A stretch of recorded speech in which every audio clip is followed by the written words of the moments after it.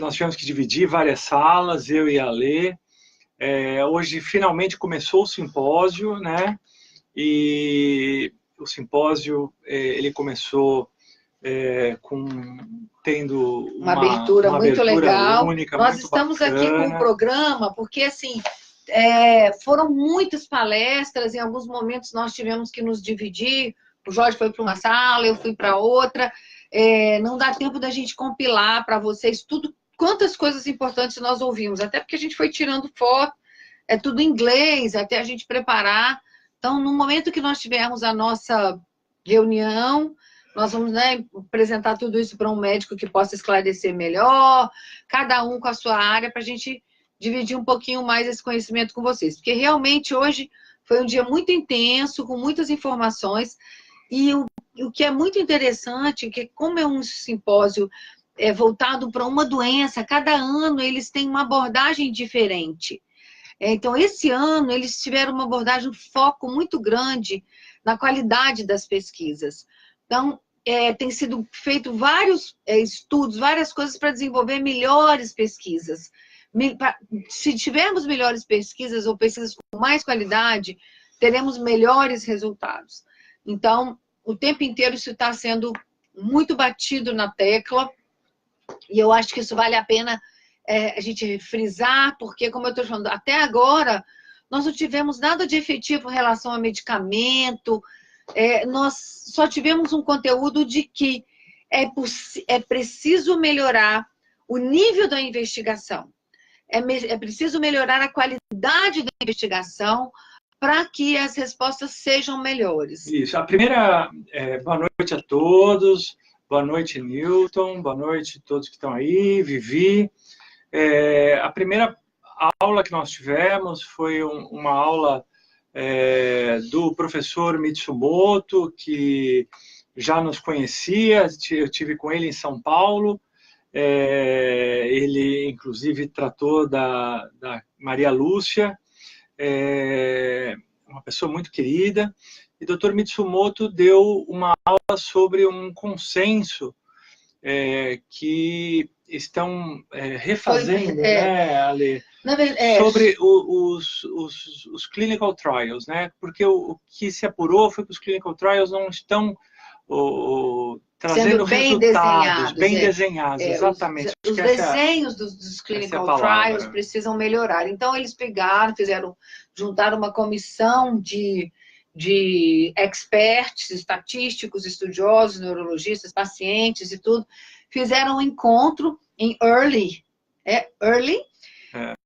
e lá nesse encontro, eles revisaram, então, 112 estudos para definir o que eram bons, o que deveriam ser, os que eram muito bons, os que eram bons, os que eram médios, os que não deveriam ser feitos de forma nenhuma. Então, nós criamos eles criaram 4 categorias e dividiram em vários níveis de evidência. Isso foi muito legal, porque vai ser um direcionamento muito forte para as próximas pesquisas. Como eu falei, o foco desse evento até agora foram pesquisas. Como melhorar a qualidade da pesquisa na ELA. Então, esse trabalho aqui já mostrou bem isso, então, a partir já foi aprovado, o comitê já foi aprovado, esse guideline já foi aprovado pela revista Neurology, e deve ser publicado até março, né? E até no máximo em maio. Então, todo mundo terá em mãos um direcionador de como fazer pesquisas em clinical trials em esclerose lateral amiotrófica. Então, foi bem legal por causa disso. Acho que ele foi, assim, foi uma palestra de abertura e uma aula muito importante para tudo que a gente está vendo, né? Nós entendemos, com essa abertura, nós entendemos como que vai ser o andamento do Congresso em relação à discussão sobre estudos. Um segundo momento que foi muito bonito, muito emocionante, foi o prêmio Forbes Norris, que é um prêmio muito bacana, é um prêmio humanitário que sempre é entregue, e foi entregue pela princesa Anne, irmã do príncipe Charles, filha da rainha Elizabeth, e ela veio pessoalmente até Glasgow, né, de Londres até Glasgow, e subiu no palco, fez um discurso que ela gostaria muito de ver um mundo livre da esclerose lateral amiotrófica. E entregou o prêmio Forbes Norris para a cientista que ganhou o prêmio, que fez o melhor trabalho. E a cientista ficou muito emocionada, disse que ela estava mais emocionada de estar recebendo o prêmio da princesa dela do que de estar recebendo o prêmio por ter feito o melhor trabalho. E fez o discurso todo chorando de emoção de estar recebendo esse prêmio das mãos da princesa Anne. Foi um momento muito bacana. E em seguida, a gente teve uma palestra muito importante e que nos deixou muito felizes, que foi falando sobre a microbiota. A microbiota, o sistema imune e as funções cerebrais. Né? E é uma coisa que quem vem acompanhando a Procura já vê que é o que a Jennifer já vem falando já faz bastante tempo, mas isso ficou muito claro no simpósio em junho, no encontro de pacientes, já foi falado na palestra e na aula que ela deu na véspera pré-simpósio também, que a microbiota, né, é uma coisa muito importante. O que é isso? É que você, no intestino, tem que ter micróbios bons e tem que tomar cuidado com os micróbios ruins, né? Porque a microbiota ruim, ela pode passar pelo intestino e contaminar o organismo da pessoa e tem uma influência no sistema nervoso. Né? Na verdade, o que foi bem discutido aqui é assim: é importante ter a flora, né, a microbiota no intestino, porque existe uma relação direta entre a formação da microbiota e do sistema imune cerebral. Então, tanto que tem sido utilizado probióticos, né? Ele citou até o kefir e tal, são coisas que a gente utiliza para que a gente mantenha a flora intestinal, que tenha esses microbióticos, esses microbiotas, para que eles sejam imunoprotetores. Então, ele fala que... Isso, só corrigindo aqui, que as ruins, elas levam ao aumento da permeabilidade intestinal, fazendo ter absorção de substâncias que são maléficas à saúde. Isso, não é isso? Isso. Então, outra coisa importante que eles falaram em relação à microbiota foi muito interessante que eles apresentaram um rato e colocaram um rato numa bolha, eles chamaram de bubbles. Então, quando esse rato vive nessa bolha, ele tem perda da função neuronal. Então, mostrando que existe uma relação, né? Isso é um estudo, né, gente? Está em estudo, mostrando que existe uma relação entre a formação da microbiota intestinal e o desenvolvimento cerebral. Então, os ratos que estão envolvidos nessa bolha, eles não tiveram desenvolvimento cerebral. Então, muitas vezes, a gente utiliza muitos medicamentos que fazem com que a gente perca a microbiota da intestinal. E aí acaba ocasionando doenças cerebrais. Eles falaram muito, muito, muito da relação entre o probiótico e as alterações sociais. Falaram muito das alterações cognitivas, das relações, das psicoses, das alterações de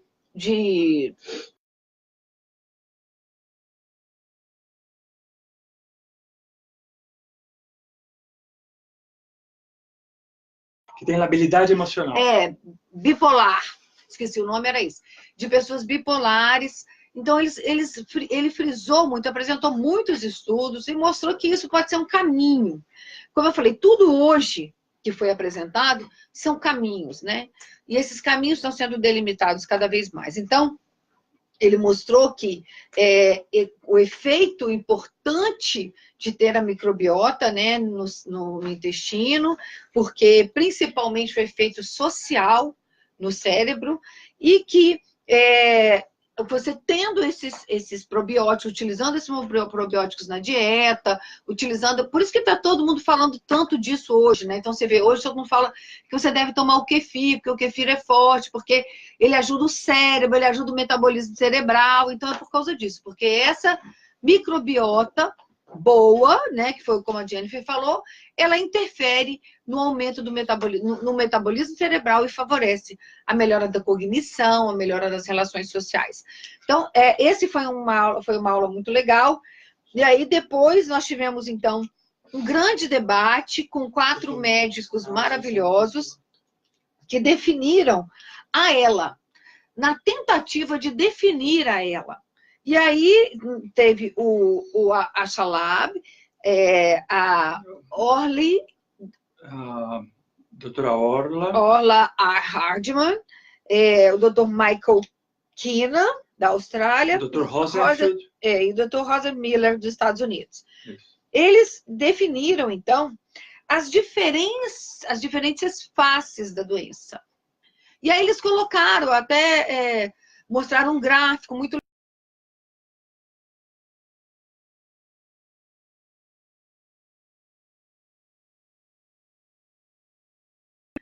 de que a tecnologia, que a genotipagem, a avaliação genética, é o que vai definir o tratamento.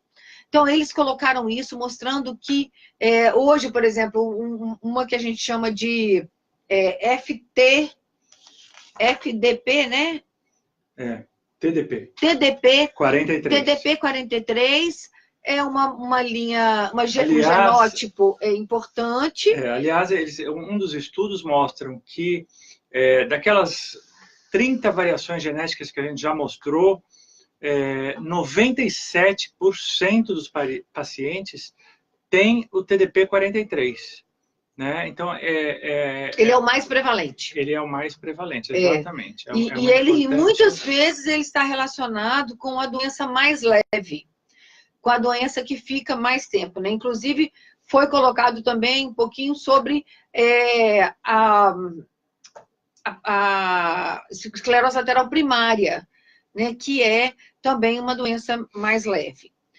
E aí, esse foi o momento da manhã que teve esse debate, onde cada um apresentou a importância de se olhar para a verificação genética, para a avaliação genética e para a criação da genotipagem para desenvolver novos testes e novos trabalhos. À tarde, tivemos umas outras mesas e nós nos dividimos também. E eu fiquei com uma mesa onde falava sobre a decisão de fazer algumas coisas, ou seja, eu quero me decidir em fazer a gastrostomia, eu quero me decidir em fazer a traqueostomia, e apresentaram 2 programas de computador, onde o paciente mesmo poderia responder o que pode causar nesse... A pessoa perguntou-lhe uma coisa, eu me perdi.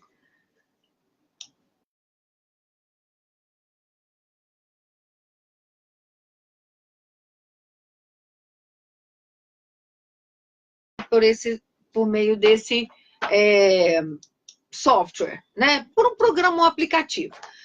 Algumas pessoas foram bem recebidas, outras não, porque o que acontece? Essa distância, cada vez mais a tecnologia acaba impondo uma certa distância. E um grupo, principalmente quando algumas pessoas decidiram que queriam fazer a não invasiva, poucos resolveram fazer. Um grupo queria fazer a PEG, poucos resolveram fazer. Ou seja, a falta desse conhecimento do que é que você precisa entender, do sentar e falar o que você precisa, né, para poder passar para nós. Então, é muito importante que a gente tenha esse contato no dia a dia.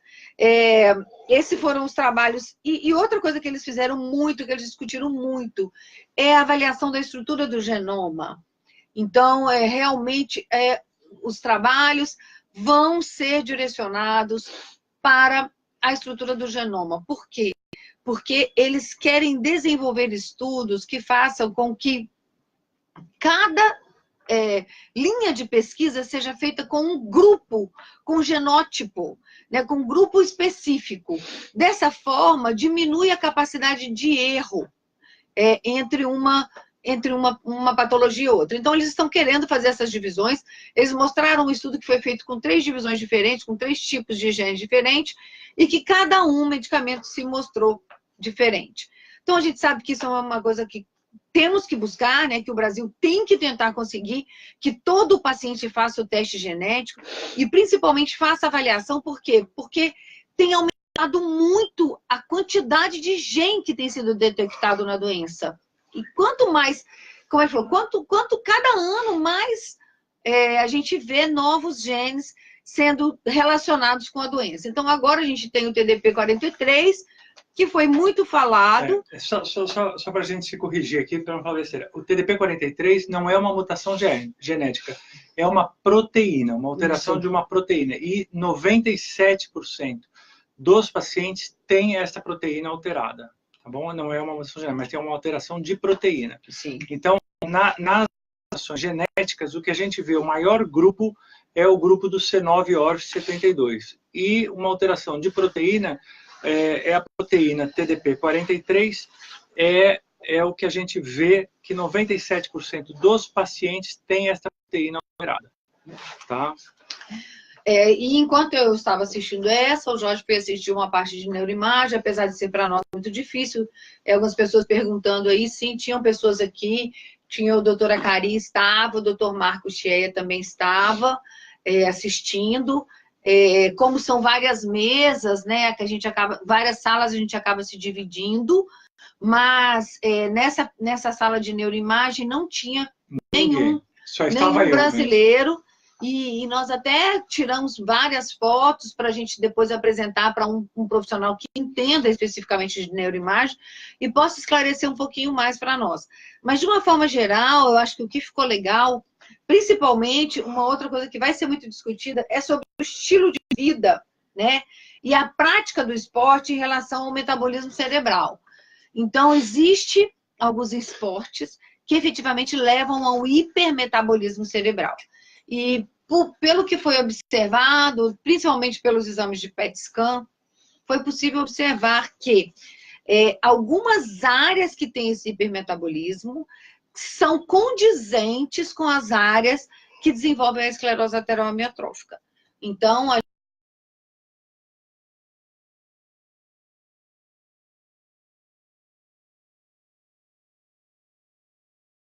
mas o último dia, quase que uma das últimas palestras à tarde, no domingo, vai falar sobre a relação do exercício extenuante com o desenvolvimento da esclerose lateral amiotrófica. Então, os estudos vão se cercando e acabam evidenciando algumas coisas para nós que a gente ouve falar, que a gente sabe, mas que não tem nenhuma evidência científica. Então, nós tivemos isso.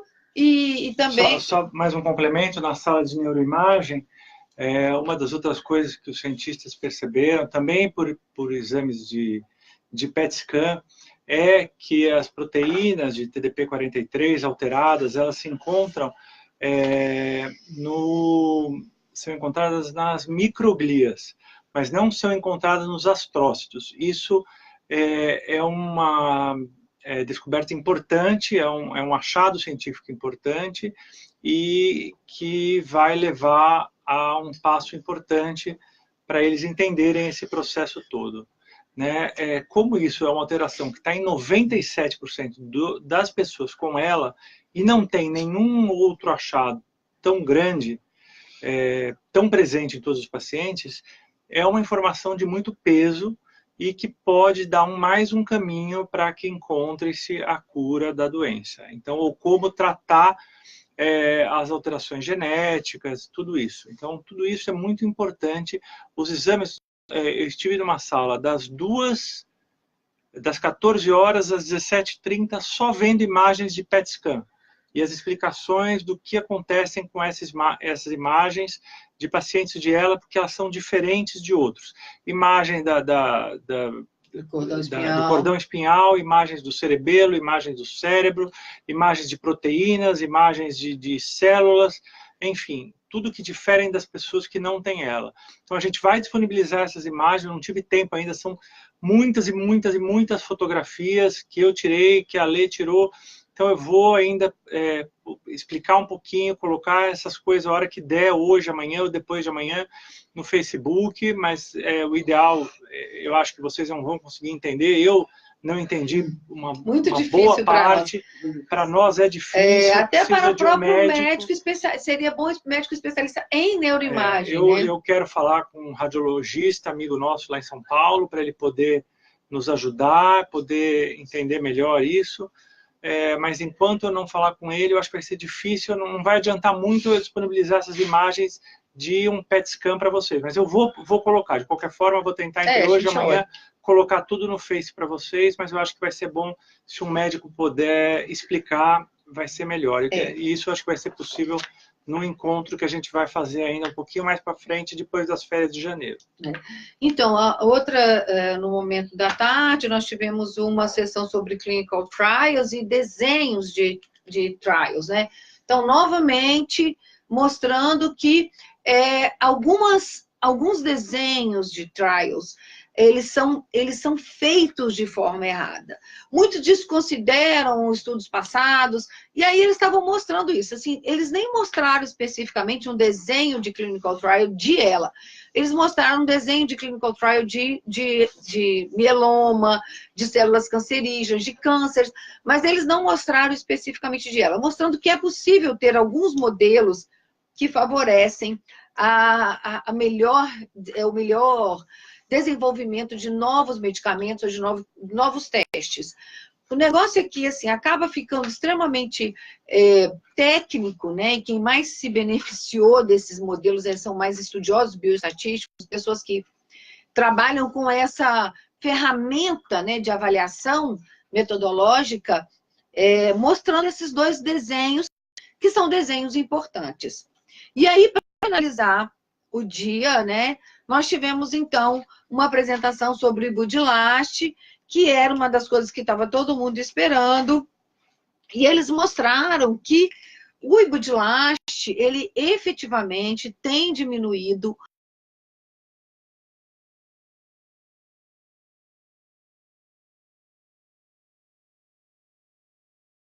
tudo com o Ibudilaste, porque até certo momento eles estavam usando um modelo de estudo e o modelo não deu certo. Aí eles remodelaram, e esse novo remodelamento, eles até chamam mesmo a nova composição, né, de um ponto, né, de um endpoint, para analisar o uso estendido do Ibudilaste. O resultado foi positivo, não houve muita empolgação da plateia, ninguém perguntou nada, não teve nada de específico, mas mostrou que o Ibudilaste realmente tem uma diminuição da progressão da doença. Muito na parte de capacidade vital, mostrou muito, mas também continua no mesmo padrão de todos. A doença o medicamento tem melhor resposta quando a doença está no início e que ela tem desenvolvimento lento. Então, todas as respostas positivas estão desenhadas desse jeito. Então, eu acho que mais uma vez, a gente sabe que para fazer parte de um clinical trial, né, é preciso estar numa fase muito inicial da doença. E essa é a grande dificuldade que a gente tem no Brasil, é fazer essa detecção tão rápida do que está acontecendo. E aí, como notícia ruim, é que tinha um outro medicamento chamado NP001, que o Dr. Robert Miller, dos Estados Unidos, apresentou, e esse que foi um regulador autoimune, um novel autoimune, que não teve resposta absolutamente nenhuma, não teve nada de significativo, os estudos não foram significantes, então ele não tem indicação. Mas aí tem um detalhe, como eu estou falando para vocês, é um detalhe importante. Por quê? Porque o desenho do modelo do desenho não está sendo legal. Então é isso que eles estão tentando reestruturar e mostrar que é possível fazer trabalhos melhores, utilizando novos desenhos e modelos metodológicos. Hoje nós tivemos também essa parte que o Jorge foi acompanhar sobre a neuropatologia do TDP-43, né? Mostrando toda que a neuroimagem. Sobre toda a parte da neuroimagem e a parte também da inclusão, principalmente em mecanismos de demência frontotemporal e em outros tipos de déficit. Como nós falamos, são pontos muito importantes. É um simpósio extremamente científico, né? Um simpósio onde a gente percebe que as pessoas estão realmente estudando alguma coisa. Eu gravei a aula todinha do Dr. Brooks falando sobre o Ibudilash. Eu vou tentar enviar para colocar no canal da Procura, para a gente dar uma olhadinha, uma aula toda em inglês, mas quem quiser acompanhar, vai lá que eu vou tentar passar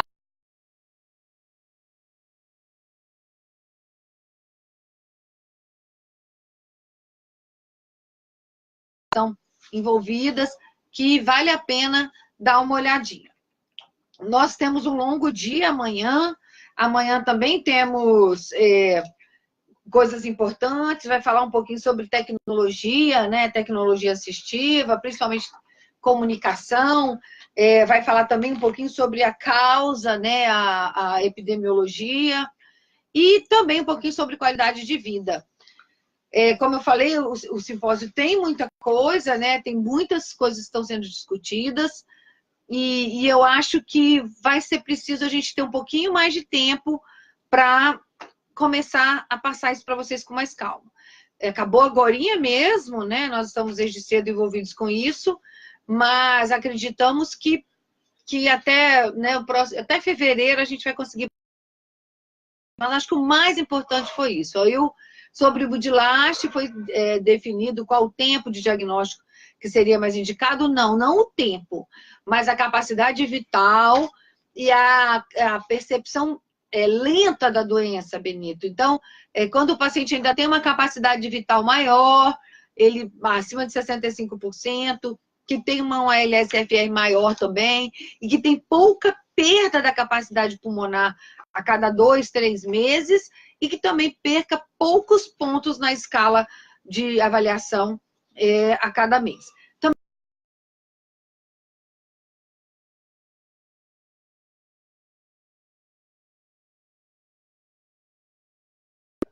Ela não está sendo fidedigna para avaliar resultados sintomáticos. Então, também está sendo discutido isso, se realmente não vale a pena passar por uma outra observação, né? O Ibudilash já está sendo comercializado ou está em fase de teste? Sim, ele apresentou apenas o resultado da mudança de protocolo. Quando ele mudou o caminho que estava indo por um protocolo, não estava dando certo. Na hora que eles fizeram um ajuste metodológico, o medicamento começou a dar certo. A gente já sabe que o Ibudilash está na fase 3, então ele não vai demorar a ser liberado. No Japão, me parece que ele é usado para... Junto com o Edaravone. Não, ele já é comercializado no Japão para esclerose múltipla. Então, o que acontece é que as pessoas utilizam ele para esclerose lateral amiotrófica, independente de ser aprovado ou não, junto com o Edaravone, e eles vêm usando, e algumas pessoas relatam um resultado razoável, independente dele ter aprovação das agências reguladoras, o que não é aconselhável. O correto é você utilizar o medicamento só depois. Mas como é um remédio que já está à venda, você sabe, os pacientes, Janaína, que fez a pergunta, os familiares acabam adquirindo o produto lá, trazendo e tomando mesmo sem ter aprovação. Mas ele não tem ainda. Ele não tem a aprovação de nenhuma agência reguladora para a esclerose lateral amiotrófica, tá? Então não deve ser usado. E também eu vi um pôster muito legal falando sobre o Edaravone, o dar a continuidade do Edaravone, dando continuidade ao uso do Edaravone, mostrando que existe sim um grupo de pacientes que se beneficiam do uso do Edaravone, mesmo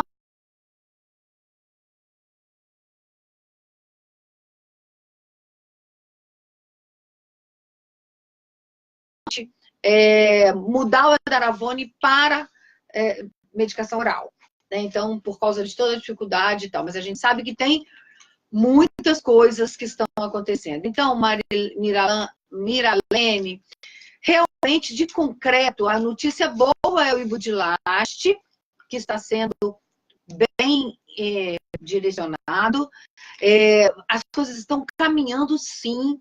estão caminhando bem, as pessoas estão buscando fazer trabalhos melhores. Apesar de nós não termos tido até agora nada de concreto, o que ficou claro para nós é que a linha da terapia gênica é forte, muito forte, e que os novos desenhos de trabalho vão dar resultados melhores, porque às vezes as pessoas estão fazendo testes, estão fazendo trials, e os trials não estão dando certo, porque o desenho metodológico que foi escolhido para construir aquele desenho, aquele estudo, não deu certo. Então, eles estão percebendo isso, e nós estamos vendo que existe um grupo extremamente envolvido com a doença. Foi muito interessante que no início, hoje de manhã, no início do simpósio, eles fizeram uma pergunta para todos os presentes, eram, sei lá, em torno de 1000 pessoas, se eles achavam que os clinical trials estavam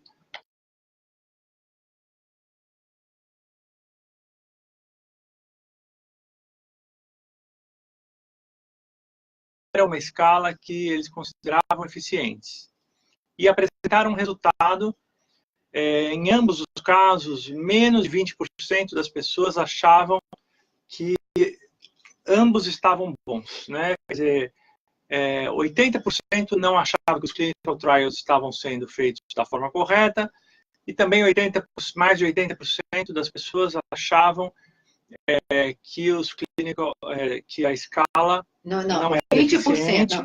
No final das contas, assim, o que ficou é que 80%... Não, mesmo antes e mesmo depois. Então, né? 80% achou que a escala não é eficiente, que ela não mostra, e 20% achou que a escala era eficiente. Mesmo depois do final de tudo... Não, e quanto ao clinical trial, o mesmo número. Mesma coisa. 80% achou que os clinical trials não tinham um desenho exatamente bom. Isso. E só 20%, ou menos de 20%, achavam que eles tinham um desenho bom.